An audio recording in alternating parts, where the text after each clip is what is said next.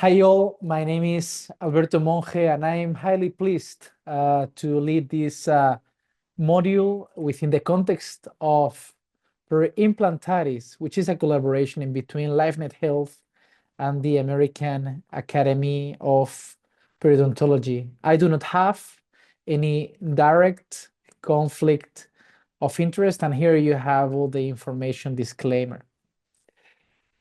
My commitment will be to provide you all the tip and pearls within the diagnosis of peri-implant diseases.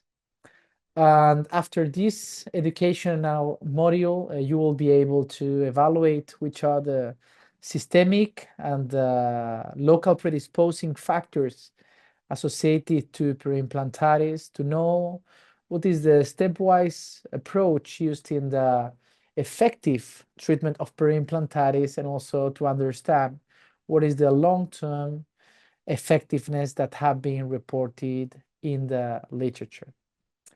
It's important to remark that in the field of peri-implantitis, there is a reversible condition before peri-implantitis is diagnosed, which is named as mucositis. Mucositis shares few features with gingivitis around natural dentition. Therefore, there is inflammation which is confined within the soft tissues, and there is no progressive bone loss beyond the physiological bone remodeling. Nevertheless, it's worth to notice that in contrast to gingivitis, mucositis has a more aggressive pattern, and also that the resolution doesn't seem to be as predictable as the resolution that occurs oftentimes 3 weeks after mechanical treatment in the treatment of mucositis. Indeed, it has been reported in the literature not only not to be very frequently achieved the desired outcome, which is complete resolution with no bleeding upon probing, but also whenever it occurs, it might be modified by few factors, and it may take about 2 times longer in time when compared to the resolution of gingivitis. In other words, it may take about 6 weeks in contrast to 3 weeks that often takes the resolution of gingivitis around natural dentition. It is true to say that not all the mucositis will progress towards peri-implantitis, but all the peri-implantitis scenarios have displayed peri-implantitis before. So what is the take-home message that I will capture from this? The fact that all the patients have to undergo supportive peri-implant therapy or peri-implant maintenance after the implants are installed in order to prevent primarily or secondarily peri-implantitis. And this entity is characterized by displaying clinical signs of inflammation, such as an increase in the pocket depth, profuse bleeding upon probing, or progressive bone loss when it's possible to evaluate it in an observational perspective. Considering that most of the dental implants that we diagnose peri-implantitis, we have to diagnose them in a transactional basis. In these scenarios, since the operator cannot achieve an X-ray that has been suggested to be taken about 1 year after final prosthesis delivery, in these cases, the threshold of 3 millimeters, as long as occurring together with clinical signs of inflammation, will be taken as the parameters in order to diagnose peri-implantitis in contrast to mucositis. And it's also highly significant to understand which are the limitations from a radiographic perspective that is offered using conventional methods, where it's well known that two-dimensional, in particular periapical X-rays, may lead to an underestimation of about 1 millimeter compared to real in situ assessment during intraoperative calibration, the use of cone-beam computed tomography demonstrated being accurate with also an underestimation, but it may offer relevant information not only to the prognosis but also to the treatment plan, such as implant position in the three-dimensional basis and also the number of residual walls. Anyway, it must be conceived peri-implant diseases as biofilm-mediated inflammatory conditions that occur in a susceptible host where the microbiome around dental implants, no matter whether are healthy or diseased, it seems to be more heterogeneous compared to the microbiome around natural dentition. And the immediate sequela of peri-implantitis is bone loss, which can occur following different morphological patterns. And in this sense, it's important to highlight that so-called class 1B, a crater-like defect or a defect that is outlined by 3 or 2 residual bony walls, is the most frequent defect configuration. This is why the treatment of peri-implantitis doesn't seem to be straightforward. Indeed, defect configuration plays a pivotal role in understanding what type of therapeutic modality and also what is the prognosis after treatment, regardless of the type of intervention that is supplied in order to lead with peri-implantitis. In terms of prevention, 2 major risk factors have been identified in the literature. The first one is history or active periodontitis, since they both share the same etiology, and also the compliance with supportive peri-implant care. As a matter of fact, recent findings from our group shed light on the remarkable impact that plays the attendance at least twice a year to supportive peri-implant care, since these individuals may only exhibit in the medium to long term about 8% of peri-implantitis. Otherwise, if they are erratic compliers, irregular with supportive peri-implant care, even though they may attend once in a while, but the likelihood to exhibit peri-implantitis will be 5 times higher. Anyway, supportive peri-implant care has to be tailored according to the risk profile. Other systemic drivers have been further examined in the literature. And smoking and hyperglycemia, they both have been noticed to be associated with about 2 times more frequent likelihood to develop peri-implantitis compared to individuals with normal glycemia or to non-smokers. But anyways, dear colleagues, there is an optimistic message behind all this presentation, which is the fact that when assessed the epidemiological reports on both mucositis, but especially on peri-implantitis, it was shown to be a site-specific entity. This means that the prevalence at the patient level tends to be always higher when compared to the prevalence at implant level. How we can translate this data to the clinical basis is as follows. If a patient that has 5 or 6 dental implants, only 1 or 2 of them develop peri-implantitis, this means there is something behind the bacterial challenge that offers in a given peri-implantitis implant, that there is something beyond that we must identify in order to understand that even though the susceptibility exists, few implants develop peri-implantitis while others don't. And most of these factors have been named to be the local predisposing factors. Amongst them, we're able to categorize them into 4 different families. The ones that relate to the soft tissue characteristics and what is the impact of the band of keratinized mucosa and the vestibular depth. What is the role that plays the hard tissue dimension and the hard tissue composition around dental implants at the moment that they are installed?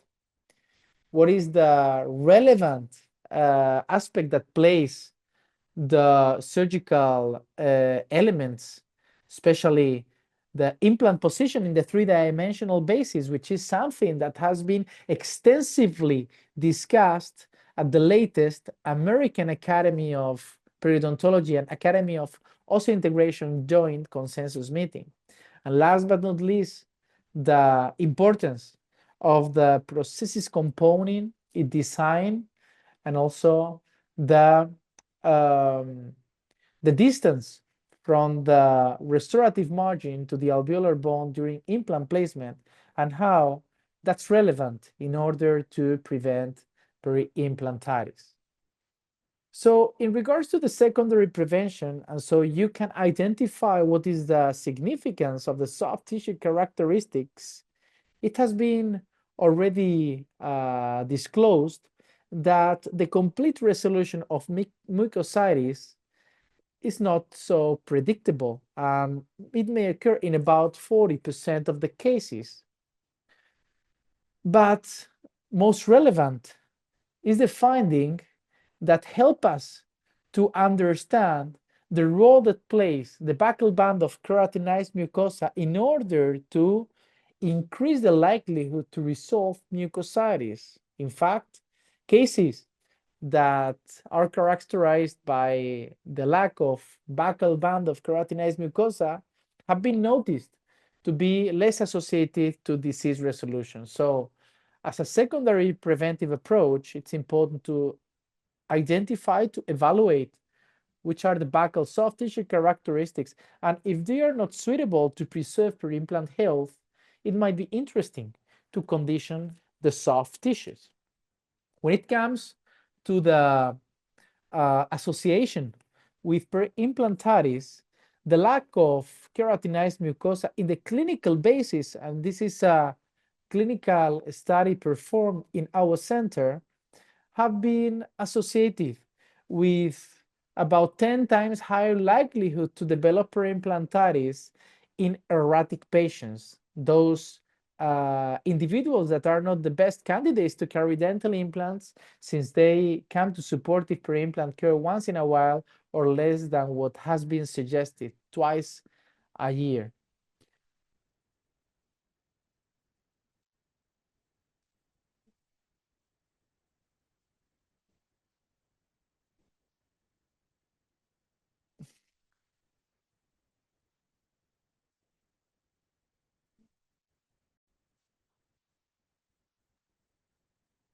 Moreover, it has been further recently suggested that bone characteristics and bone dimension really matters for the prevention of peri-implantitis. In this preclinical study published a few years ago, it was demonstrated that if during implant placement there is not at least 1.5 millimeters of alveolar bone, residual alveolar bone in the buccal aspect, it is likely that in average, vertical bone loss in the facial aspect of dental implants of 4 millimeters will occur.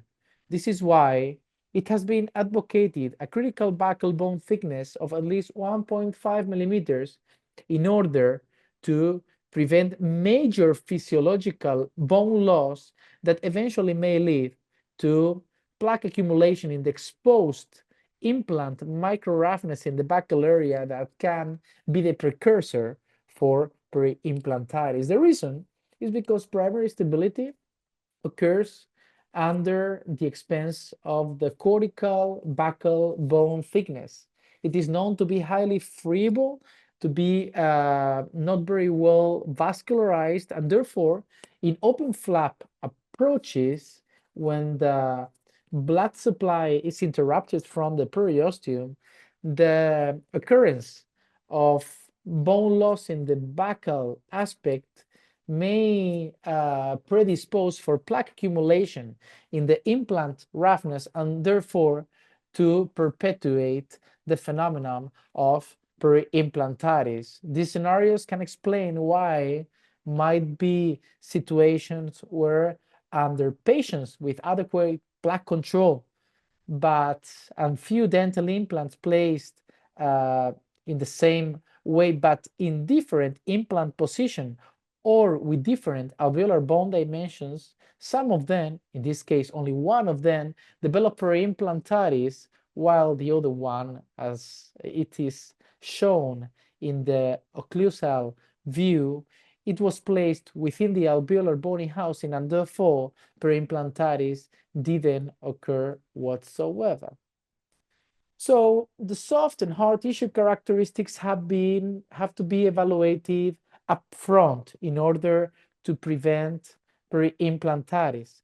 But when the disorder occurs, I'm going to offer you a 10 step-by-step approach in order to handle the situations. First of all, a hygienic phase has to be provided.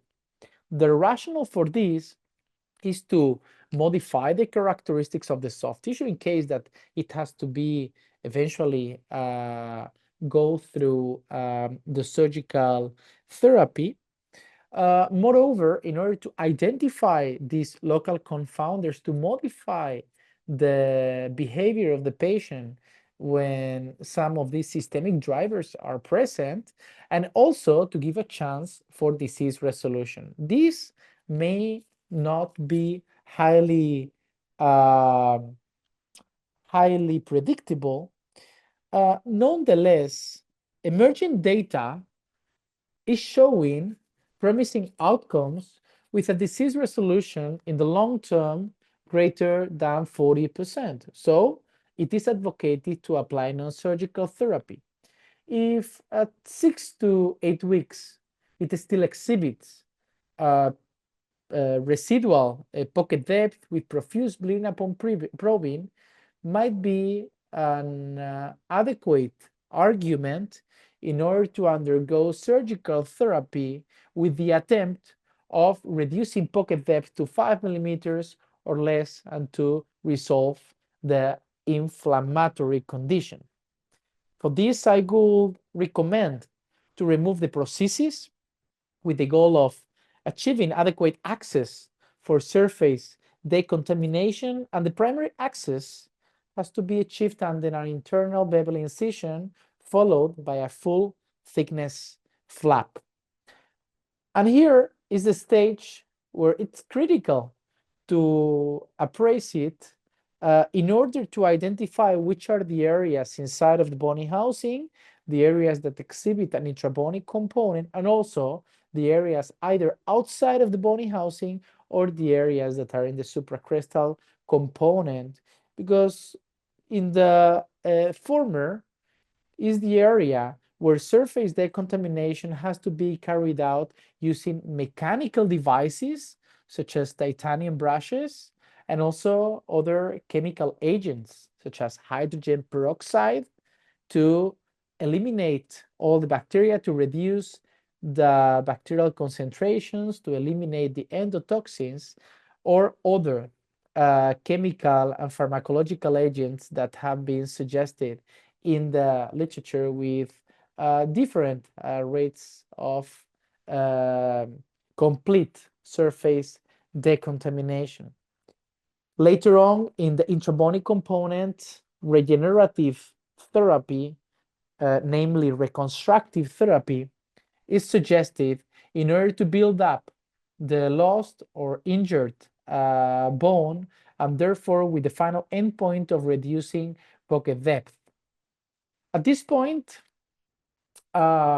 it's relevant to highlight that the marginal bone level gain has been consistently shown to be about 2 millimeters to 2.5 millimeters, and it depends upon defect configuration, defect angle, and also defect depth. This is very well known in the in bone regeneration around natural dentition because of periodontitis related bone defects. Anyways, reconstructive therapy has been shown to be effective and safe, and also that none of the bone grafting materials have shown to be superior in contrast to others, but in the case of autogenous bone. In addition, it was suggested that the longer the examination is being carried out, especially for long-term studies, the less bone gain will be achieved. Therefore, it seems to have certain level of stability during the early examination, up to 3 years, and later on, it may undergo certain degree of collapse. This doesn't mean that the disease recurs, but of course, that the bone level is not as stable as it was in the earlier evaluation. There are some indicators of success. Few of them have been already displayed, such as the defect configuration, defect angle, but also there are others that can be modified during the initial diagnosis and might be attributable for a short or long-term failure, such as the behavioral factors, if the patient does not comply, if the patient has a high risk profile, or if other local confounders are not modified during the initial evaluation of peri-implantitis, in which these cases the disease will endlessly recur. And it's not something that we can blame the patients, but rather it's something that we didn't make all the endeavor in order to modify all these relevant factors. It has been explored by our group the effectiveness of human allografts for the management of peri-implantitis related bone defects, in order to also address one dilemma, whether the use of a barrier membrane is needed in the reconstructive treatment of peri-implantitis or not. And it's interesting that according to our findings, which has been later on supported by other groups, that the use of a barrier membrane in well-contained defects does not offer significant benefits. And this in part attributable to the use of moldable demineralized fibers added to mineralized allograft, which can significantly help to achieve graft stability, to have a more suitable behavior with the soft tissues, therefore limiting soft tissue dehiscence that might lead to post-operative infections.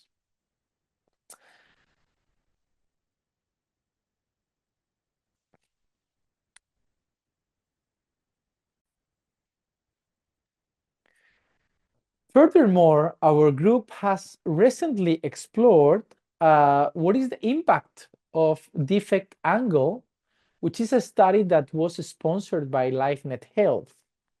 And this was the first time in the literature that associated the reconstructive outcome with defect angle. In other words, those defects that have a more acute angle with less than 40 degrees in the interproximal aspect tended to exhibit a more consistent and higher to the average reported in the literature marginal bone level gain, while defects that exhibit wider defect angle wider than 40 degrees may have a negligible marginal bone level changes. Therefore, it can be used also in the decision making on whether to reconstruct or whether to apply either open flap debridement or resective therapy in the treatment of peri-implantitis. It is important to remark that after the surgical therapy, the patient has to be administered of post-operative prophylaxis in order to make sure that there is a plaque-free environment in that area, and that also, according to our reports, about 80% of peri-implantitis are associated with inadequate prosthesis design. This means that it's important to modify and make it more cleansable to maintain with an adequate plaque control for the patient. And if it's needed, I will suggest you either to send the prosthesis to the lab technician or modify it yourself in order to enhance the room for the use of interproximal brush.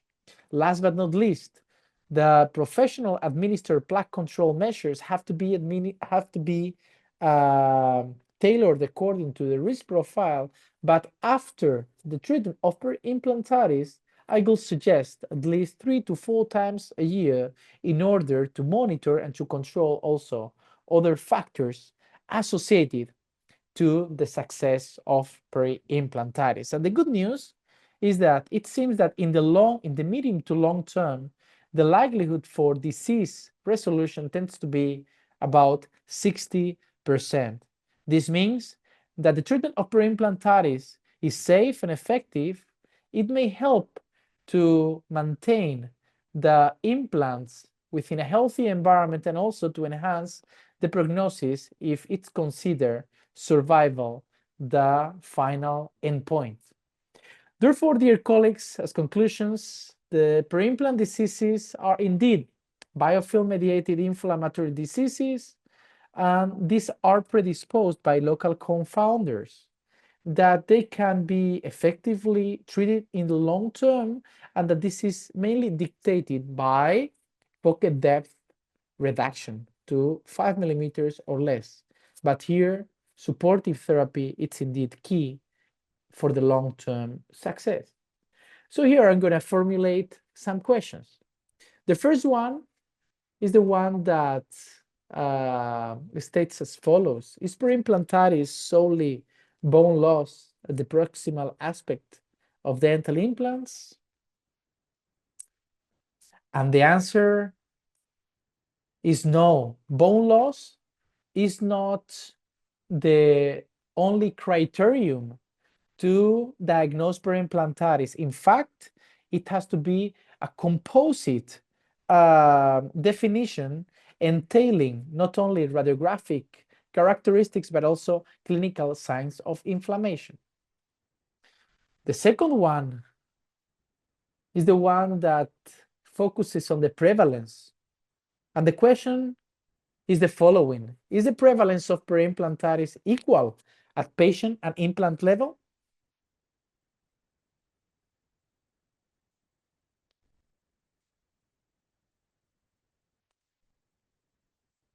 And the answer is no, it's a site-specific entity.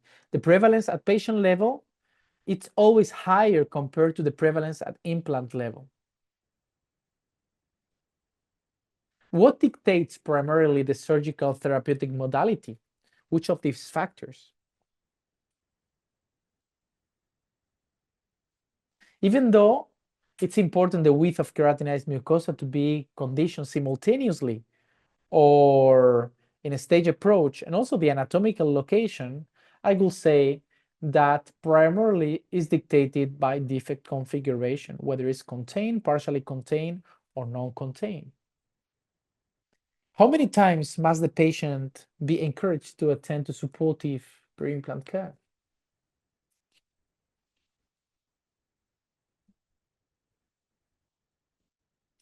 And I hope I was clear in stating that it has to be tailored according to the patient's risk profile, but at least twice a year. And what is the most common defect morphology?